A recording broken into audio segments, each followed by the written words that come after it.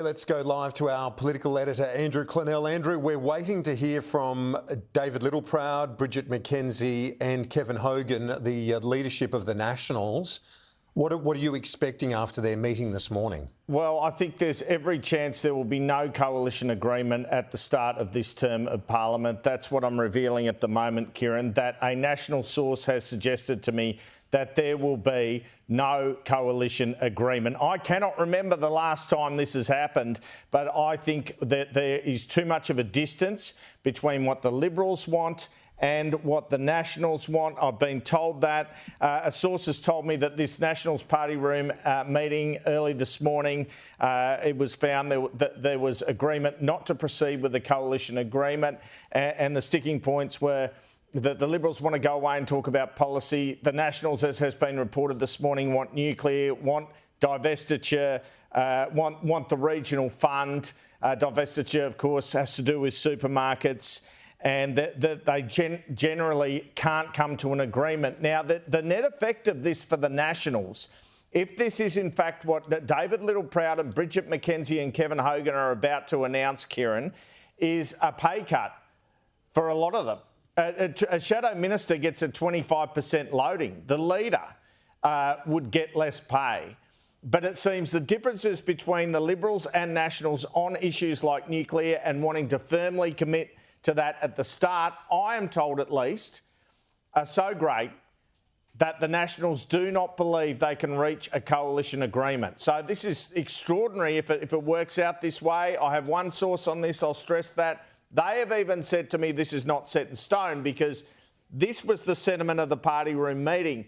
And then the national leadership had to talk to the Federal Management Committee of the Nationals prior to this press conference. But I do believe this will be the case because why else are we having a press conference now, Kieran? Why aren't we having more talks between David Littleproud and Susan Lee? So I think this would be quite historic. I mean, I've been reporting federal politics since the turn of the century, and I've been following it since the early 1980s. And I cannot remember a time when there wasn't a coalition agreement between the Liberals and Nationals. There's often a lot of tension. It often takes a couple of weeks to thrash out. But really, I think there are two options out of this press conference. Either they're announcing there's no coalition deal, we're going our own way, we're taking a pay cut, or they're announcing we have demands and it's up to the Liberals whether they want to come to the table.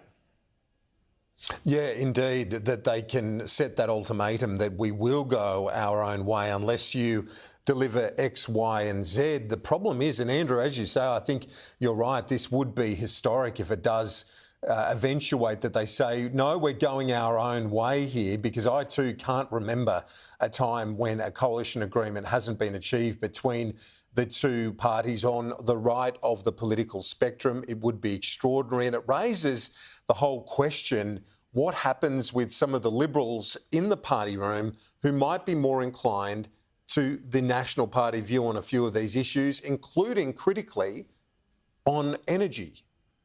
Well, we've seen Jacinta Price already go over. I don't think Ted O'Brien's going to be doing much because he's deputy leader, isn't he? But I think it's interesting that no one in the Liberal Party is saying we're not doing a nuclear policy, by the way. All they want is to say most things are on the table, except I think Susan Lee said in The Australian in an op-ed the other day, not lower tax and not AUKUS. And let's go away and have a thorough policy review. But the Nationals are like, that's not good enough. You know, we need to say we're still about nuclear. We need to say we're still about the regional fund and divestiture. Look, David Littleproud, he's known for driving a hard bargain. He's done that with Peter Dutton.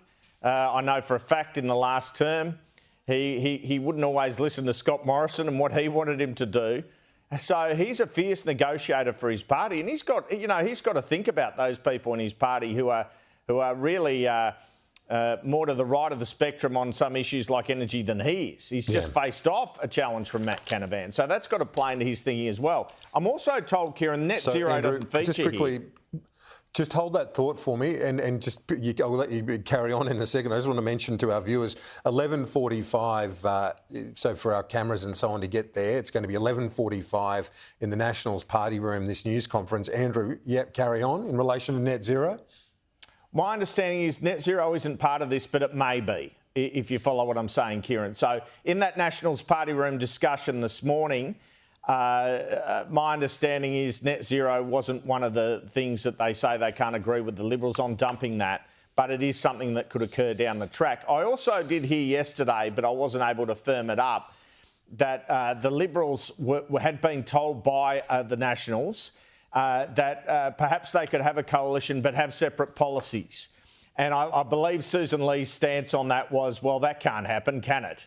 So I think, and that's completely unworkable. How can you have a shadow cabinet? But I just want to stress again, Kieran, this is no small step in terms of even the personal fortunes of those on the national side. It's a totemic split if it's happening. I mean, essentially, they get paid less. They don't get the titles. They'll be coming on Sky, not being the shadow minister at all. For whatever, and the Liberals will have 7 or 8 extra shadow ministries. So extraordinary events if this is occurring. I believe it is. If it is not, at the very least, it's the Liberals better meet our demands or else. They're certainly not going in there, I don't believe, to say there's a coalition agreement. I think quite the opposite, judging on the tenor I've been told of the Nationals party room this morning. And then just the backdrop of this, before we wrap up and preview the other big news today, the rates cut, which we're all expecting. But I just want to conclude, if we can, with an assessment of where the two respective parties are at in terms of their recent performance. And this is why, as you say, Littleproud's a tough negotiator, but he's been emboldened as well by a strong performance by the Nats, particularly in relation to their coalition partners, which was a shocking performance. Yeah, well, they retained all the seats. They didn't win Calare. They almost won Bendigo. So that's 16 seats, and the coalition lost about 15. Even Bradfield, final nail in the coffin, could well go as well. So, but again, this shows the divide. It shows the difficulty because they haven't won many at all in the cities, the Liberal Party, at all. So both parties have seats in regional areas. Now, what regional people in regional areas think on some issues is completely different to what people in the cities think, including on, the prospect of nuclear energy. So here is the difficulty because, of course, the Liberals, for their success, have to win back the cities. But the Nationals, they would say, well, in terms of our electorates, what we put forward have been endorsed.